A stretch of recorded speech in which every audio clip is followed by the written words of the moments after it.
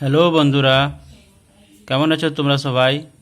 আজ আমরা অর্গানিক কেমিস্ট্রির একটি নতুন রিঅ্যাকশন উইলিয়ামসন ইথার সিনথেসিস এই নিয়ে আলোচনা করব।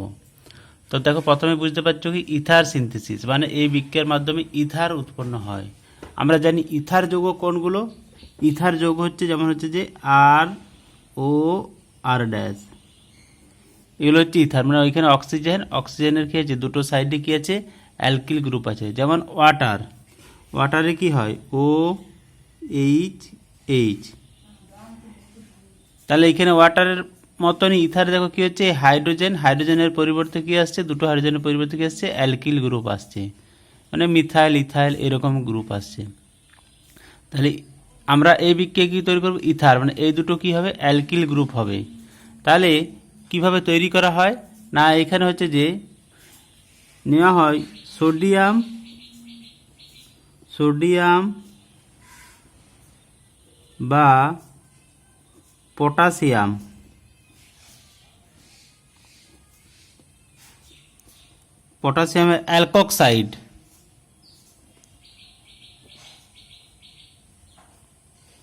সোডিয়াম বা পটাশিয়ামের অ্যালকক্সাইড নেওয়া হয়।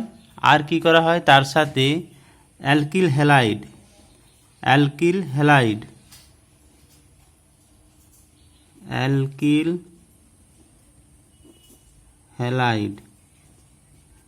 এ মিশিয়ে উত্তপ্ত করা হয়। এটা হিটের চিহ্ন, ত্রিভুজের মতন যে ডেল্টা, এটা হচ্ছে হিটের চিহ্ন।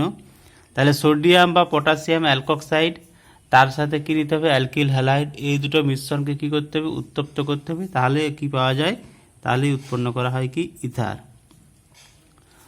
তাহলে এখানে এই যে অ্যালকিল হ্যালাইড, এর কিছু বৈশিষ্ট্য আছে। এই অ্যালকিল হ্যালাইডটা কেমন হতে হবে, আর এখানে সোডিয়াম বা পটাশিয়াম অ্যালকক্সাইড যেমন হোক না কেন, এর কিন্তু কোনো কন্ডিশন কিছু নেই। শুধুমাত্র অ্যালকিল হ্যালাইড একটা কন্ডিশন আছে, কী হতে হবে না, অ্যালকিল হ্যালাইডটা হতে হবে কি, প্রাইমারি। সেকেন্ডারি বা টার্সিয়ারি হলে তখন কিন্তু আমরা ইথার পাবো না, তখন অন্য যৌগ পাবো। সেগুলো আমরা বিক্রিয়া যত করব তখন আমরা দেখতে পাবো। তাহলে উইলিয়ামসন ইথার সিনথেসিসের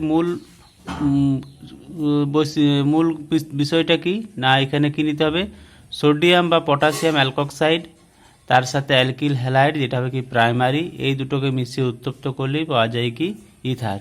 যেমন ধরো একটা ইন জেনারেল যদি আমরা লিখি, তাহলে সোডিয়াম বা পটাশিয়াম অ্যালকক্সাইড, তাহলে আর ও মাইনাস Na প্লাস, পটাশিয়াম হলে কি হচ্ছে আর ও মাইনাস কে প্লাস, তার সাথে কি নিতে হবে, অ্যালকিল হ্যালাইড যেমন হচ্ছে আর প্রাইম এক্স, নিয়ে কি করতে হবে, উত্তপ্ত করতে হবে। উত্তপ্ত করলে কি হবে, এখানে SN2 বিক্রিয়ার মাধ্যমে বিক্রিয়াটা ঘটে, SN2 মাধ্যমে।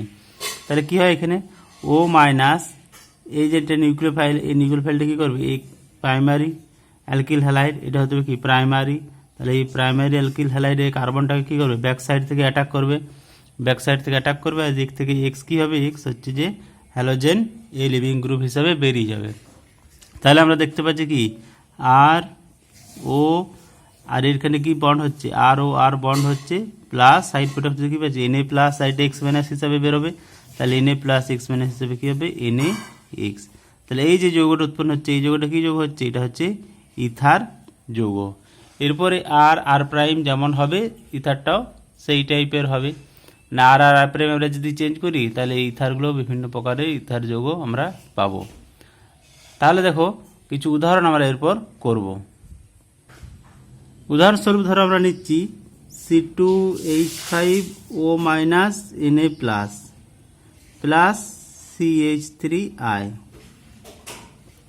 C2H5O মাইনাস Na প্লাস আর CH3I। C2H5O মাইনাস এর কি নাম হবে, এর নাম হবে কি সোডিয়াম ইথক্সাইড, আর এর কি নাম হবে, এর নাম হবে মিথাইল আয়োডাইড। তাহলে সোডিয়াম ইথক্সাইড আর মিথাইল আয়োডাইড, এই দেখো এটা আয়োডাইডটা, এটা কি প্রাইমারি। এটা প্রাইমারি কী করে বুঝলে, কারণ হচ্ছে দেখো সি এর সাথে দেখো 3টি হাইড্রোজেন আছে আর একটা আয়োডিন, এগুলো সব কি হাইড্রোজেন। তাহলে এটা কি প্রাইমারি কার্বন, তাহলে প্রাইমারি কার্বন মানে হ্যালাইডটাও কি প্রাইমারি হ্যালাইড।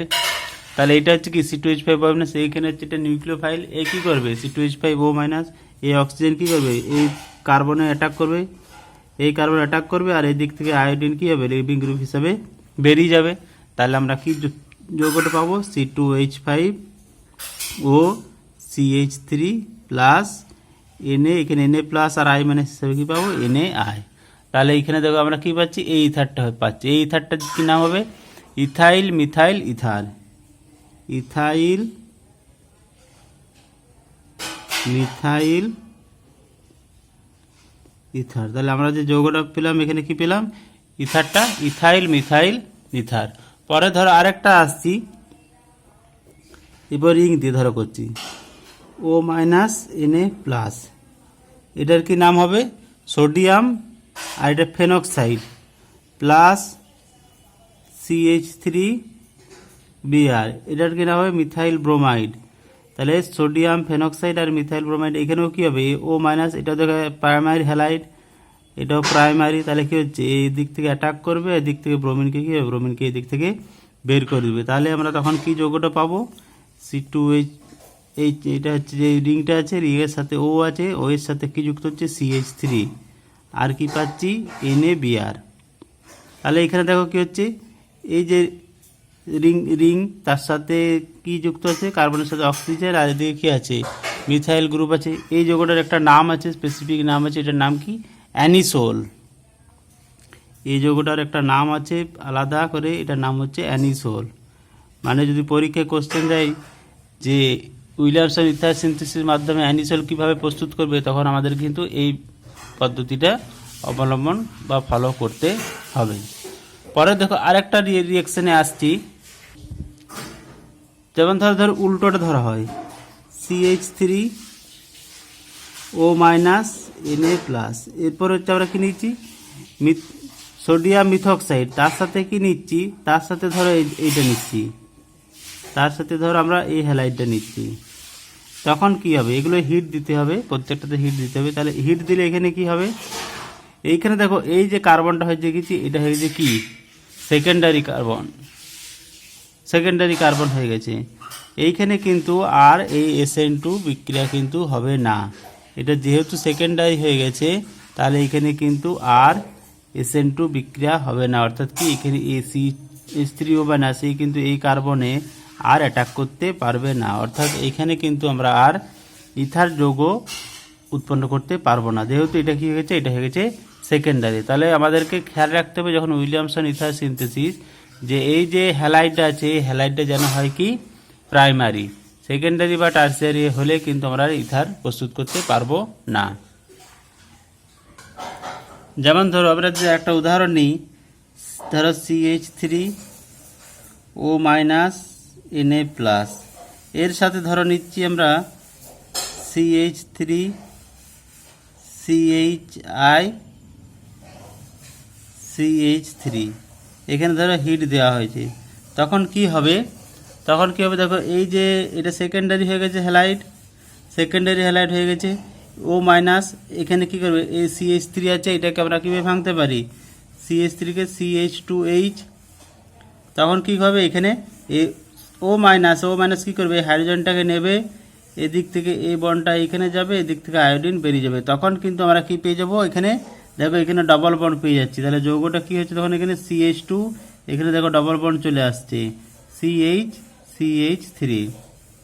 অর্থাৎ যদি আমরা এই সেকেন্ডারি হ্যালাইড নিই, তখন আমরা কি তৈরি করতে পারছি, তখন হচ্ছে অ্যালকিন পেয়ে যাচ্ছি, তখন কিন্তু আমরা ইথার তৈরি করতে পারছি না।